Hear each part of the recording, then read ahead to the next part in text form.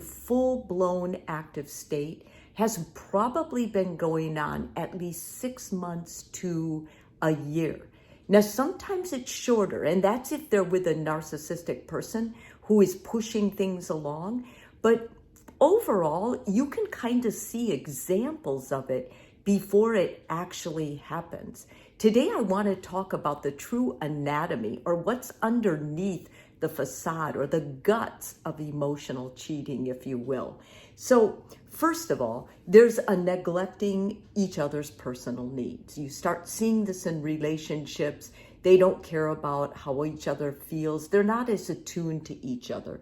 They're not getting validation from their primary relationship. That means the partners aren't validating each other for how they feel or what they want in life, what's most meaningful.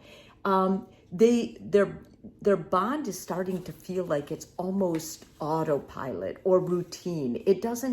There's nothing spicing up the relationship anymore. They're in kind of a monotone type relationship. And a therapist can see this clearly. Sometimes when you're in it, it's hard to see it. They don't have clear boundaries between each other or what's sacred or what's not. They don't develop conflict resolution skills. So when they get in a conflict, it gets big, big, big. And then there's no resolution. It just seems to have gone into thin air or it got pushed under a rug.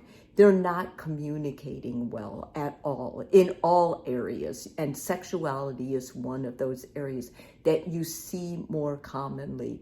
They're actively flirting outside the marriage with other people, and partners can see this in each other.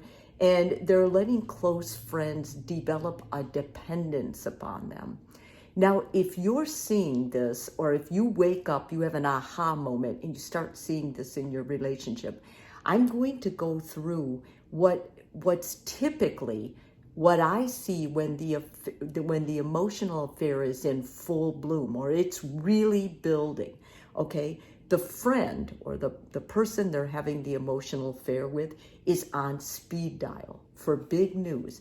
That means that person talks to them all the time, and they have a special number for them, and they are on speed dial. So they're communicating a lot more with this other friend. They're comparing their partner with other people. So this is helping them in a way, if you think about it, when you compare your partner with other people and your partner's on the losing end, then you're basically making a break. You're finding rationalization for why you would have this emotional attachment to someone else. The special friend has reason for few arguments. So basically what ends up happening is if you, the partner, start telling your partner, I don't like the way this other friend is getting into our marriage, then more than likely your partner would say, well, we never have arguments. Like, it's so much easier. I'm fighting with you all the time. I'm not fighting with them. Well, of course you're not, because they're a peripheral. They're on the side. You're giving them all your emotional attention. The insecurities may crop up. So when your partner is in an emotional affair, and if you're not a jealous type person, you're going to have a lot of insecurities about it. Like, you're going to start feeling it. These partners that say, I never knew, I don't believe that. I don't align with that, because I think unless you were so far apart from the beginning, it is possible you would never know. But overall, there are signs, and one of them is your gut. Your gut tells you, I am not okay with this. Like, I'm suspicious. And that is a really good telltale sign for you to be aware of. Your friend becomes more important than your partner. So when this special person is more important, like you would rush to their aid quicker than you would your partner, that's another classic sign.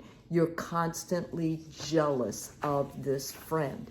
When this person, this friend, makes you feel jealous or envy, that is another sign that your partner is probably gone over the line with protecting the boundary between you and themselves. They're unable to end that other relationship. So if you were to make an ultimatum and say, listen, I want this person out of your life. This person is not good for you, not good for our marriage. Your partner would more than likely not be able to do it. And this is a big problem I see in therapy, because when they come in, that's the first thing, if they're going to salvage your marriage, that I say you need to give up this other person.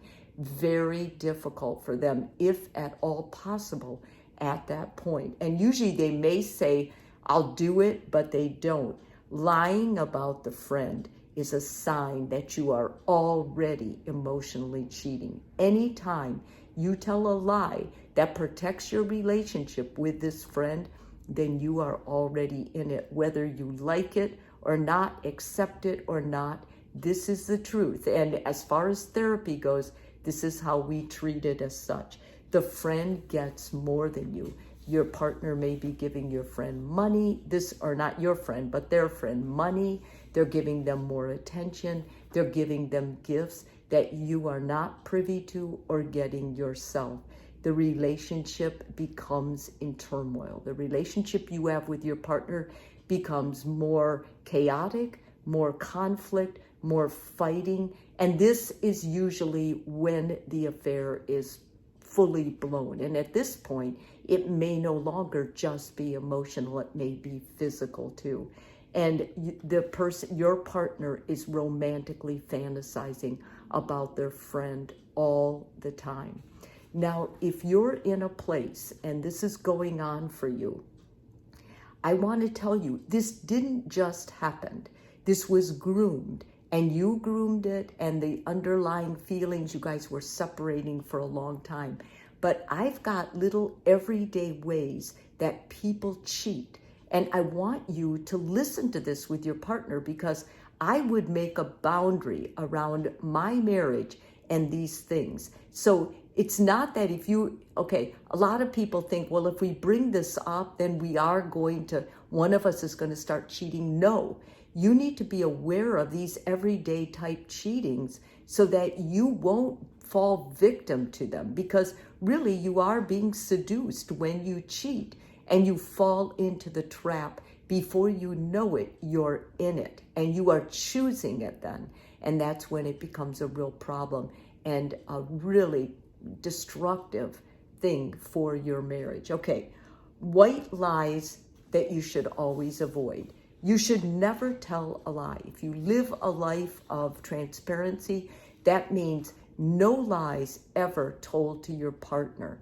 Spending more time with anybody but your partner, especially a friend. Your partner should get the ultimate part of your time. They should be the priority. Sometimes jobs are second to that, different projects are due, but outside of those few times, your partner gets the majority of your time and attention.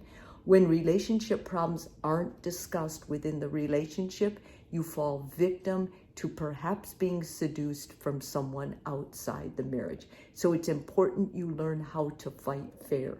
Detecting texts or calls at inappropriate time, inappropriate frequency, and inappropriate privacy. When your partner is very skittish about you hearing it or seeing it, that I am suspicious about, and I want you to be too.